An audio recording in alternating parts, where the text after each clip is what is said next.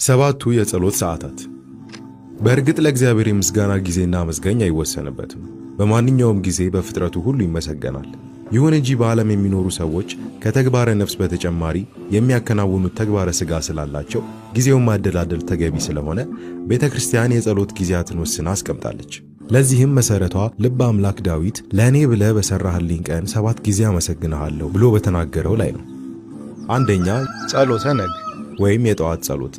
ከእንቅልፋችን በነቃን ጊዜ ሰዓተ ሌሊቱን ጠብቆ በሰላም ስላሳደረን ለፈጣሪ ምስጋና ለማቅረብ ቀኑን እንዲባርክልን ከክፉ ነገር ሁሉ እንዲጠብቀን ለመለመን በዚህ ሰዓት እንጸልያለን። ሁለተኛ ጸሎተ ሰለስት ወይም 3 ሰዓት።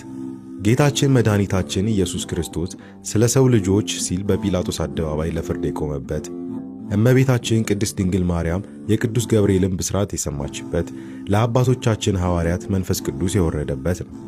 ሶስተኛ ቀትር ወይም 6 ሰዓት። ጌታችን መድኃኒታችን ኢየሱስ ክርስቶስ በቀራንዮ አደባባይ የዋለበት ነው። አራተኛ ተሰዓቱ ሰዓት ወይም 9 ሰዓት። ጌታችን መድኃኒታችን ኢየሱስ ክርስቶስ አዳምን ነፃ ለማውጣት በፈቃዱ ቅዱስ ሥጋውን ከቅድስት ነፍሱ የለየበት ሰዓት ነው። አምስተኛ ጸሎተ ሰርክ ወይም 11 ሰዓት። ጸሎቴን እንደ ዕጣን በፊትህ ተቀበልልኝ፣ እጅ መንሳቴንም እንደ ሰርክ መሥዋዕት ትሁን። ጌታችን በአካለ ሥጋ ወደ መቃብር የወረደበት ሰዓት ነው። ስድስተኛ ጸሎተ ነዋም ወይም የመኝታ ጊዜ ጸሎት።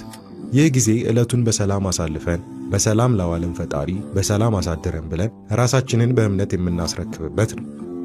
በዚህ ጊዜ ጌታችን መድኃኒታችን ኢየሱስ ክርስቶስ ደቀ መዛሙርቱን በጌቴሰማኒ ጸሎት ያስተማረበት ነው። ሰባተኛ መንፈቀ ሌሊት ወይም እኩለ ሌሊት። ቅዱስ ዳዊት ስለ ጽድቅ ፍርድ በእኩለ ሌሊት አመሰግን ዘንድ እነሳለሁ በማለት ይህ ሰዓት ከእግዚአብሔር ጋር የሚነጋገርበት እንደሆነ ገልጿል። ጌታችን የተወለደበት ሰዓት ነው። ሞትን ድል አድርጎ በታላቅ ኃይልም የተነሳው በሌሊት ነው።